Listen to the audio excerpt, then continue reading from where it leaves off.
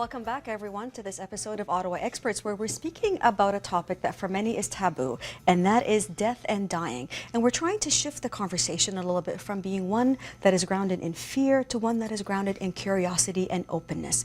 And we're speaking before the break about how we see death and how we can redefine it in terms of the moments, the small moments of death that we're having all the time.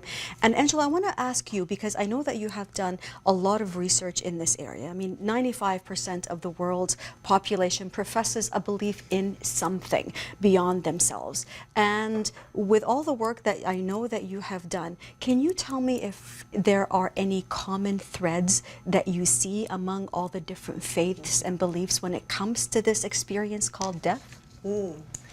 Well, good question. Yes, definitely.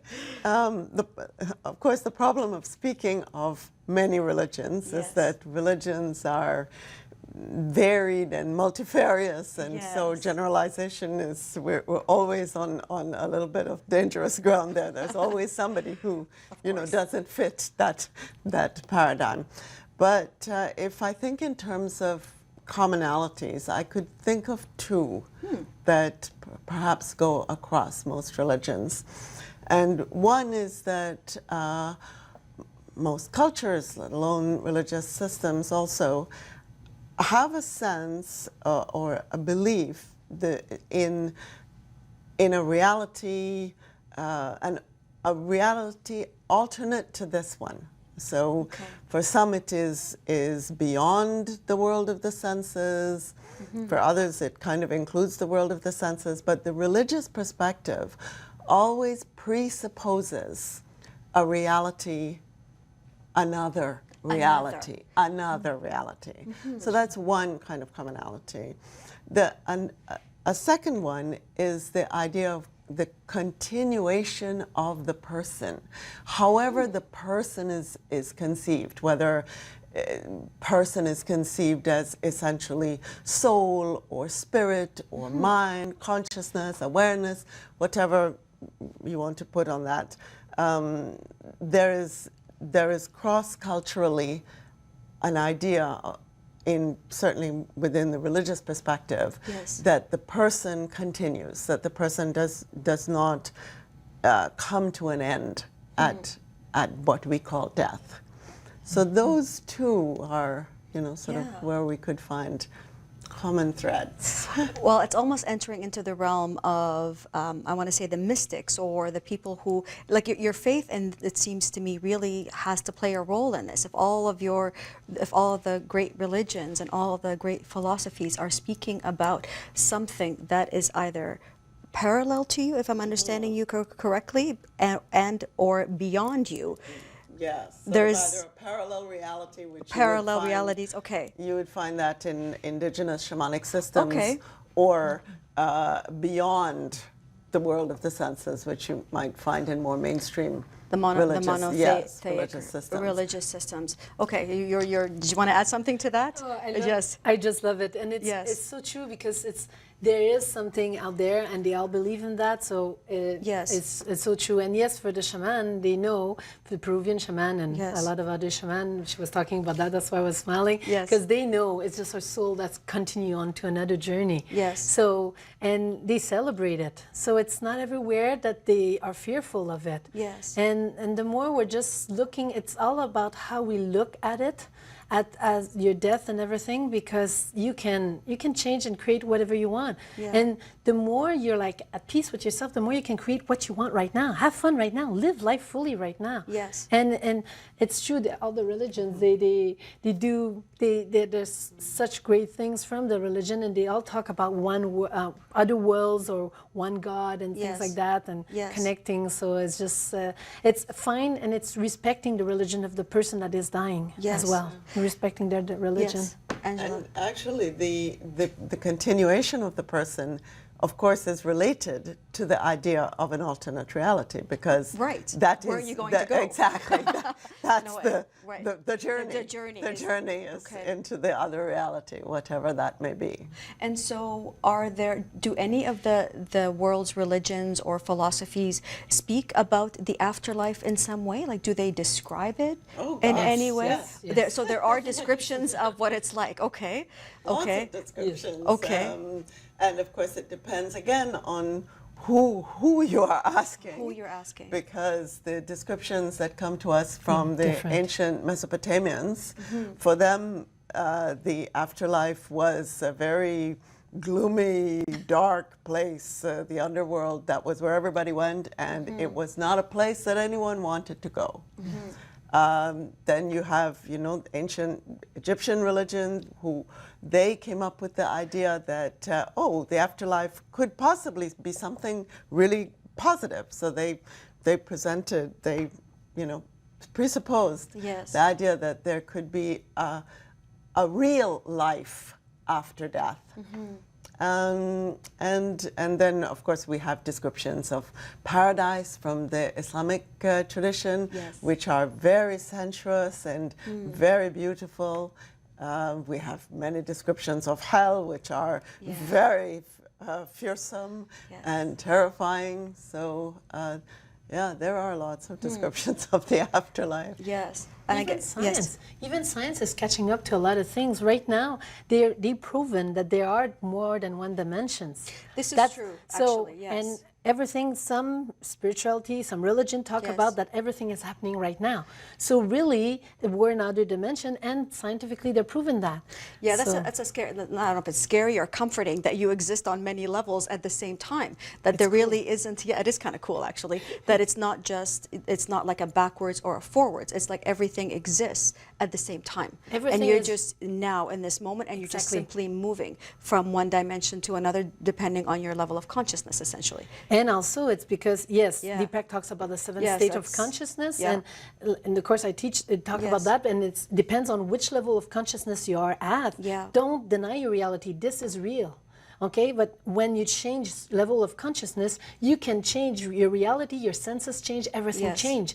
And it's just beautiful, because there's now the religion, like I was saying, is catching up on that. And also about after death, like now we have more and more proof from mediumship, people that do mediumship, I do, and it's all the same symbol. It's all about love. So it's already existing, and we're having more proof. Raymond Moody was one that had proof about the afterlife. And I want to touch on all this, because what we have on the table here are some of the examples of the different attempts by different approaches, shall we say, to explain what death is and what is the afterlife, as we have been speaking here. And I'll just reach for one of them right now. And this is a book that I read not too long ago myself. This one is called Proof of Heaven.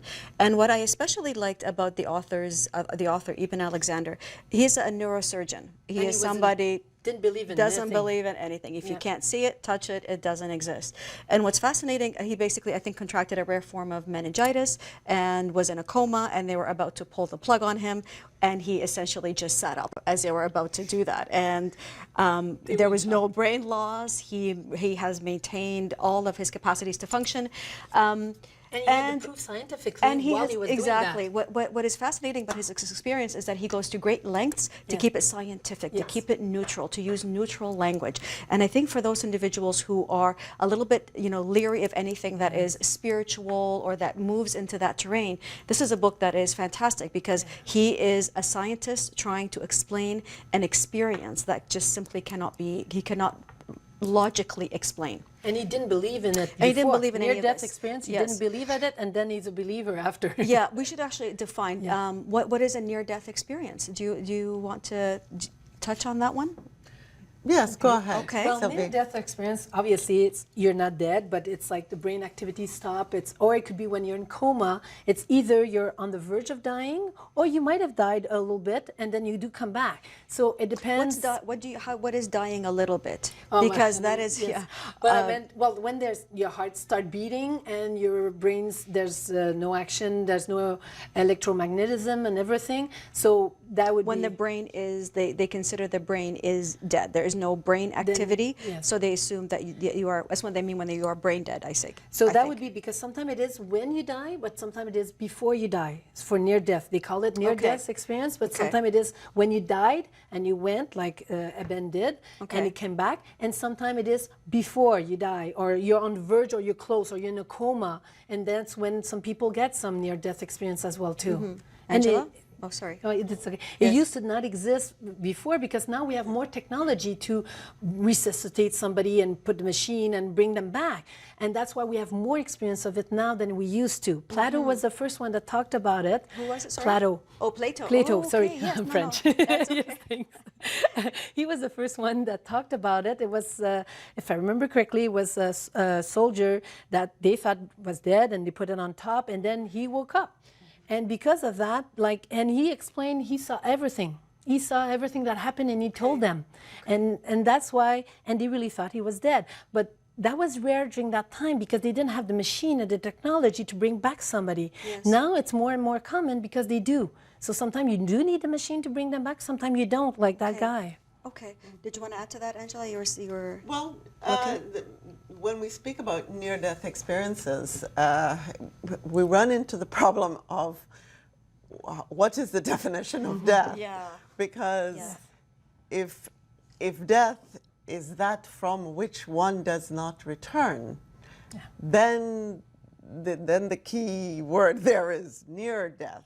I was near to death. I had not died, because death is that from which one does not return. However, if we think of death as a process, if we are thinking of it as a process, then we could possibly think that there is a dying process, sort of points along which it is possible for the life force to return, but there is also a point of no return.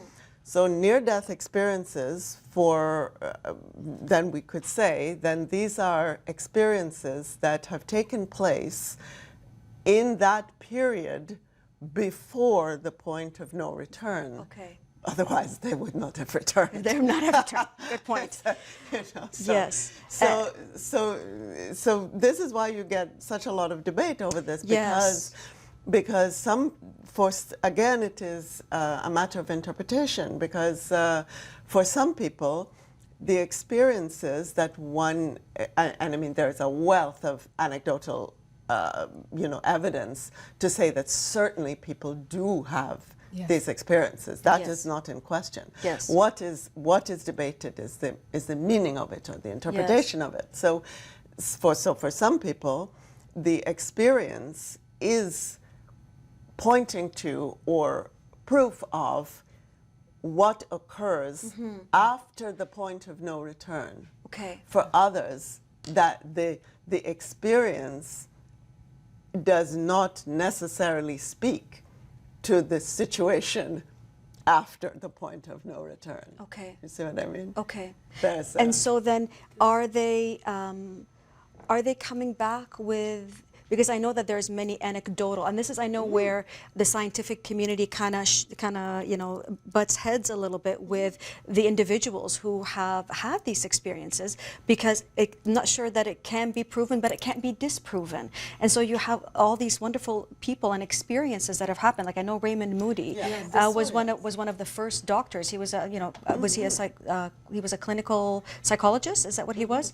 And he began to here, when he put his patients into just a light state of relaxation, they started to kind of recount different experiences and different near-death experiences. And yeah, there was just a student in his class. He was a philosopher too, and he was teaching philosophy. And a student came and talked to him about that, and it was the same experience with another one that he heard 4 years before. Yes. Then he started to go there, and that DVD that you just showed talks about the near-death experience. In that one, the tunnel and everything, all that you experienced. And the same thing with this doctor, who I know is also very well known in this community, Dr. Elizabeth Kubler-Ross, who has written extensively about the experiences of individuals who have, you know, have had these experiences. So my question then becomes: is there, because of the extent of all of these experiences, I know they can't be ignored, and I know science is trying to make sense of the meaning, which is what you were talking about.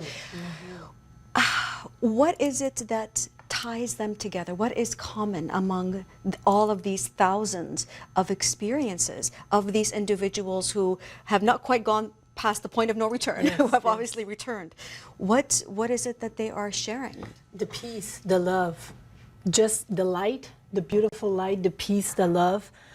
Is just, and they feel, some of them don't want to come back. And they're always asked, sometimes it's not spoken, it's like telepathically, or just it's unspoken language. They're always asked, do you want to come back or do you want to stay? And sometimes they're being told, you got to go back. Okay. And I know, like with this book, with Conversation with God, this one from Home with God from Neil Donald Walsh, it's another perspective. Yes. He talks about that when you die, often we die often and we don't remember. Like we can die in our sleep and come back. Okay. And when you die, you go and face the pure white light, and you get to choose if you want to come back or stay there. Not. And it's so beautiful. It's just peace and love. Okay.